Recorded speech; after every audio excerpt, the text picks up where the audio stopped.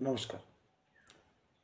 একটি মুনি ঋষি নগরের বাইরে একটি কুঠিরে বাস করতেন।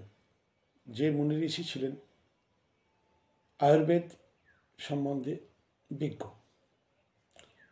একদিন তার কাছে সেই নগরের একজন অর্থবান ব্যক্তি তার কাছে আসেন।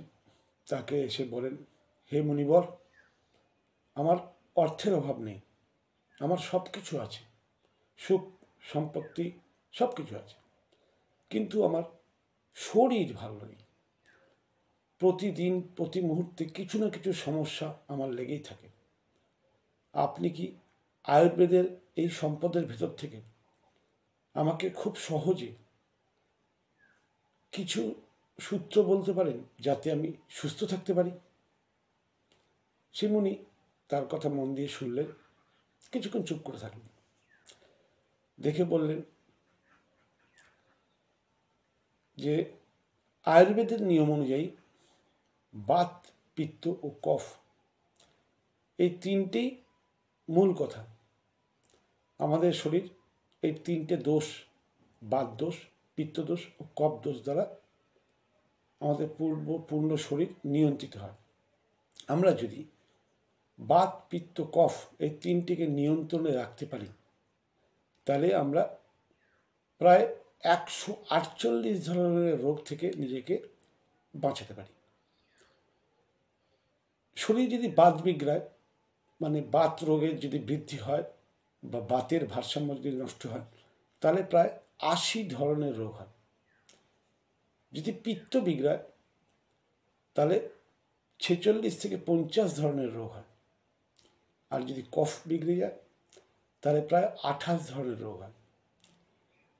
এই তিনটে বিষয়ে যদি আমরা সামঞ্জস্য মেনটেন করে চলতে পারি, তাহলে 148 ধরনের রোগ আমরা নিয়ন্ত্রণ করতে পারি, যার মধ্যে সর্দি, কাশি, জ্বর, পেটের রোগ, যে কোনো বড় রোগ।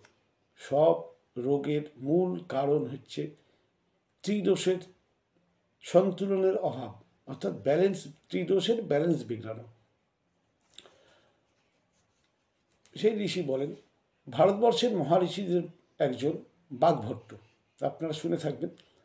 তার দুটি পুস্তক আছে, একটি অষ্টাঙ্গ হৃদয়ম আর একটি অষ্টাঙ্গ সংগ্রহম। এই দুটি বইয়ে তিনি শরীরের কার্যপ্রণালী বোঝাতে এবং একে সামঞ্জস্যপূর্ণভাবে এই শরীরকে চালানোর 7000 তিনি সূত্র বলেছেন। সেই 7000 সূত্রের মধ্যে মহাসমুদ্রের থেকে মাত্র 4টি সূত্র যদি আমরা মেনে চলি, তাহলে খুব সহজে বাত, পিত্ত, কফকে ব্যালেন্স রাখতে পারি। সেই ব্যক্তি ঋষিকে জিজ্ঞেস করলেন, হে ঋষি, আপনি আমাকে বলুন সেই 4 সূত্র কি, যা মেনে চলে আমি আমার নিজের শরীরকে সুস্থ রাখতে পারি। ঋষি বললেন, প্রথম সূত্র, এর মধ্যে যে 4টি সূত্র, তার মধ্যে প্রথম সূত্র হচ্ছে খাবার পরে কখনোই জল খাওয়া উচিত না। খুব সহজ, যেটা আমরা মানতে পারি। খাবার পরে কখনোই জল খাওয়া উচিত না। তা সেই ব্যক্তি ঋষিকে প্রশ্ন করলেন, কেন ঋষি, বল আমাকে বুঝিয়ে দিন, খাওয়ার পরে কেন জল খাওয়া উচিত না?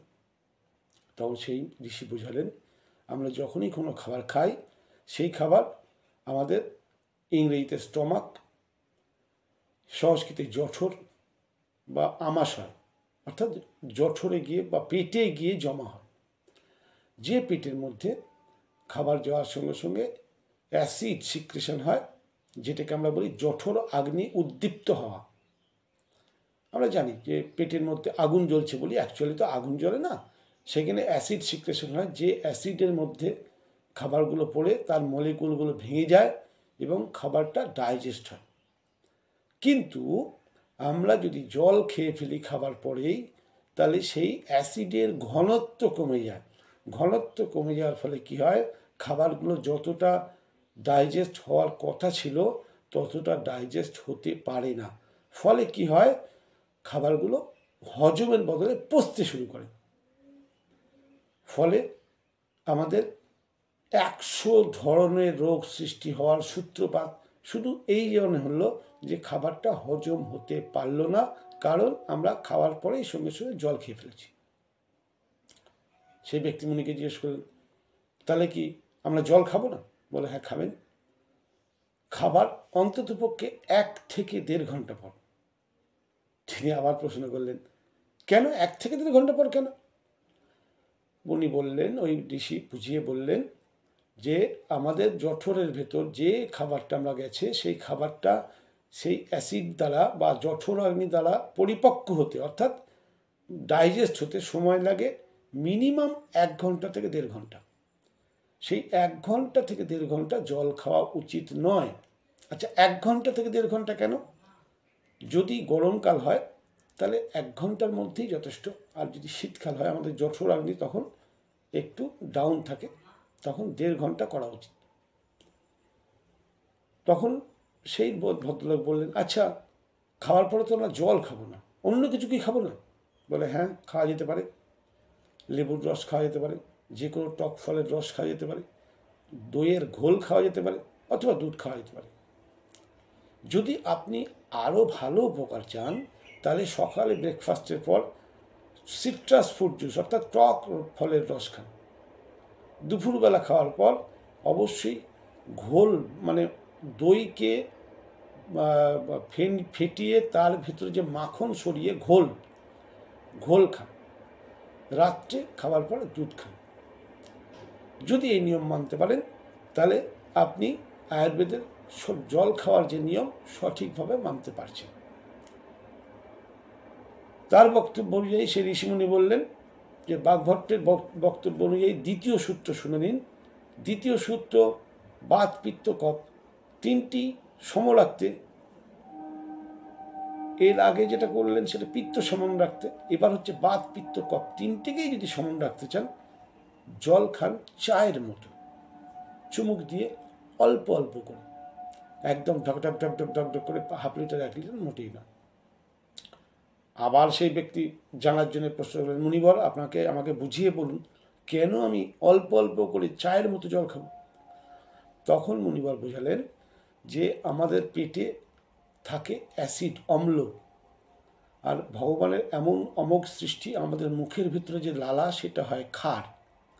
যখনই আমরা অল্প অল্প করে জল খাবো এবং 1 ঢোক জল নিয়ে মুখের মধ্যে কিছুক্ষণ নাড়িয়ে লালাটাকে জলের সঙ্গে মিশিয়ে নিয়ে গিলবো, তখন ক্ষার জলের সঙ্গে মিশে, মুখের লালা ক্ষার জলের সঙ্গে মিশে পেটে যাবে।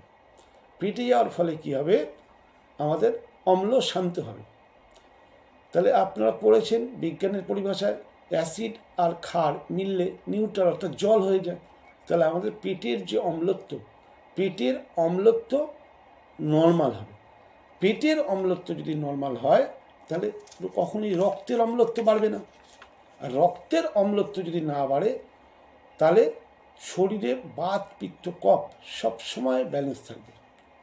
অতএব এখানে আর একটা জিনিস আধুনিক বিজ্ঞানের ভাষায়, রক্তের যে পিএইচ লেভেল, সেই পিএইচ লেভেল ব্যালেন্স থাকবে। আর রক্তের পিএইচ লেভেল যদি ব্যালেন্স থাকে আপনার শরীর নিউট্রাল থাকবে। কিন্তু যদি আপনার পেটে অ্যাসিড সিক্রেশন হয়, আপনি যদি সেই অ্যাসিড কী হবে? রক্তে যাবে, রক্তে গেলে শরীরে রক্তের অম্লত্ব বাড়বে, ফলে আপনার ব্লাডের পিএইচ লেভেল ডাউন হয়ে যাবে, অর্থাৎ রক্ত অম্লত্ব এসে যাবে। ঠিক আছে, এটা হচ্ছে বাগভট্ট দ্বারা বলা দ্বিতীয় সূত্র। মুনি ঋষি বললেন তৃতীয় সূত্র, কখনোই ঠান্ডা জল খাবেন না। আমরা অনেকে ঠান্ডা জল খাই, গরম লাগছে ঠান্ডা জল খাই, ফ্রিজের জল খাই। বাগভট্টর মত অনুযায়ী ঠান্ডা জল কখনোই খাওয়া উচিত না। সবসময় পারলে ঈষৎ উষ্ণ জল খান। আমাদের শরীর, এবার সেই ভদ্রলোক জিজ্ঞেস করলেন যে কেন ঠান্ডা জল খেলে কী হবে, আমাকে একটু বুঝিয়ে বলুন মুনিবর। তখন সেই ঋষি বললেন যে আমাদের শরীর অ্যাকচুয়ালি গরম। জল যখনই আমরা ঠান্ডা খাই তখন কী হয়, সেই ঠান্ডা জলকে আমাদের শরীরের গরম করতে হয়, তবে সেই জলটাকে ব্যবহার করতে পারে।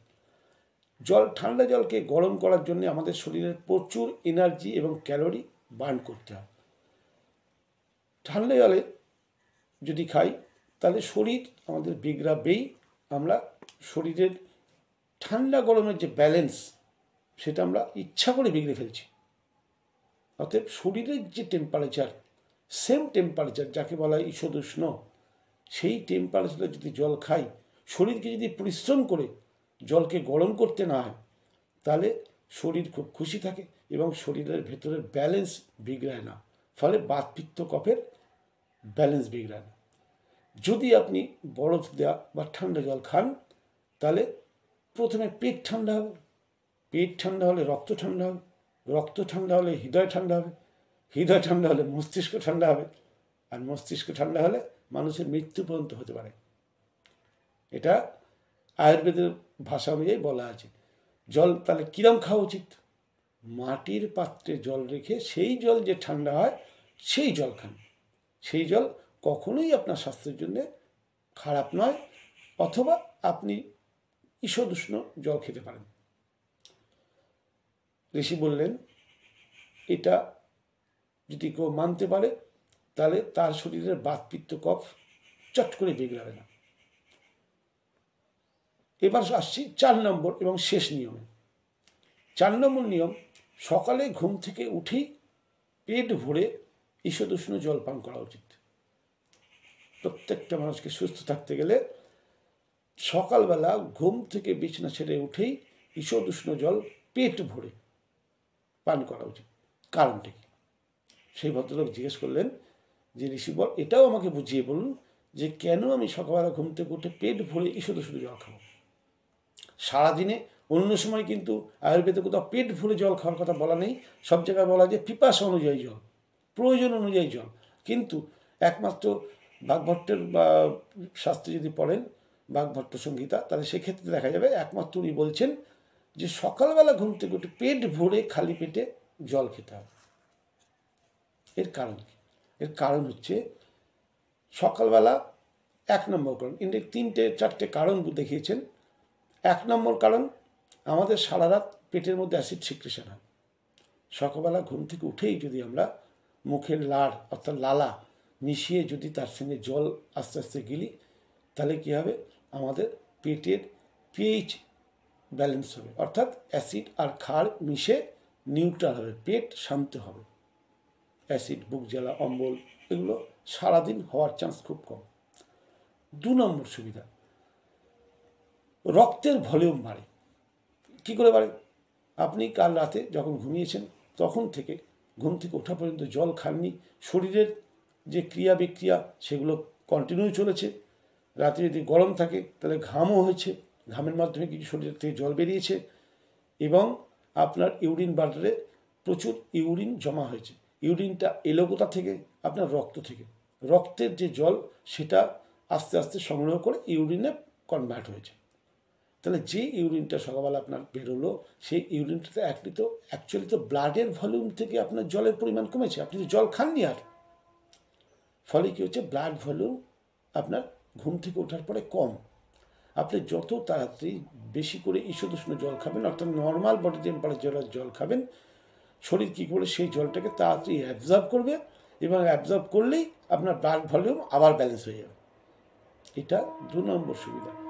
3 নম্বর সুবিধা হচ্ছে, আপনি যদি বেশি করে পেট ভরে জল খান, তাহলে আপনার টোটাল জলটা আপনার ইন্টেস্টাইনের মাধ্যম দিয়ে কোলনে গিয়ে আপনার কোলনে যে জমা মল আছে, আগের দিন যে খাবার খেয়েছেন সেই যে জমা মল, তাকে প্রেশার দেবে, এবং প্রেশার দেওয়ার ফলে আপনার সকালবেলা পায়খানা একবারে পরিষ্কার হওয়ার চান্স অনেক গুণে বেড়ে যাবে।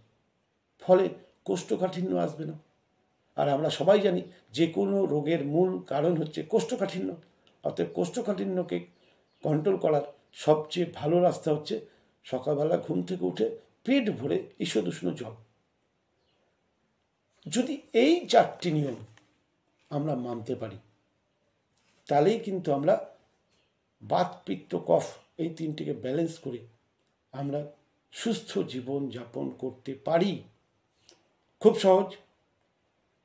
আমি আমার পড়া জ্ঞান থেকে বললাম, আমি যেটা পড়েছি সেটাই গল্পের আকারে আপনাদেরকে বললাম। জানি না কেমন লাগলো। যদি ভালো লাগে চ্যানেলটিকে সাবস্ক্রাইব করুন। আরও বেশি বেশি করে বন্ধুবান্ধবদের শেয়ার করুন, প্রত্যেককে বলুন শুধু জল খাওয়ার এইটুকু নিয়মকে চেঞ্জ করলেই সত্যি আপনি গ্যাস অম্বল থেকে মুক্তি পাবেন। গ্যাস অম্বল থেকে মুক্তি পেলেন মানেই আপনার শরীরে যদি ডাইজেশন ঠিক হয় তাহলে অ্যাবজর্বেশন ঠিক হবে, অ্যাবজর্বেশন ঠিক হলে আপনার শরীরে বহু রোগ থেকে আপনি মুক্তি পাবেন। আর ছোট ছোট রোগ যদি না হয় তাহলে আপনার বড় রোগও শরীরে আসার কোনো চান্স নেই।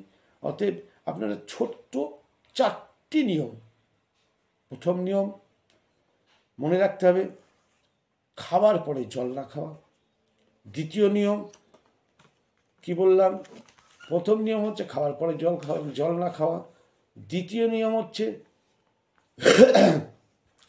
যখনই জল খাবেন তখনই ঘুট ঘুট করে অল্প অল্প করে চায়ের মতো করে জল খান, একবারে ঢকঢক জল খাবেন না। 3 নম্বর নিয়ম হচ্ছে কখনোই ঠান্ডা জল খাবেন না।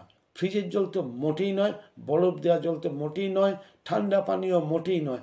খেতে যতই ভালো লাগুক আপনার ডাইজেশনের টোটাল শরীরের সিস্টেম খারাপ হবে। আমার শরীর গরম, কেন গরম শরীরকে ঠান্ডা করছেন জেনে বুঝে, অতএব ঠান্ডা জল কখনোই খাবেন না। 4 নম্বর নিয়ম, সকালবেলা ঘুম থেকে উঠে সবার প্রথম পেট ভরে ঈষদুষ্ণ জল খাবেন। ব্যাস, এই 4টে নিয়ম মানুন। দেখুন না, 10-15টা দিন এই নিয়মে চলুন, আপনি নিজেই নিজের মধ্যে পরিবর্তন আনতে পারবেন। হাজারো নিয়ম, সুস্থ থাকার, সুস্থ রাখার শরীরকে অনেক নিয়ম, আমার এই চ্যানেলে বহু ধরনের নিয়ম বলা আছে। তার মধ্যে জল খাবার নিয়মটা আজকে আলোচনা করলাম। কেমন লাগলো জানাবেন। নমস্কার।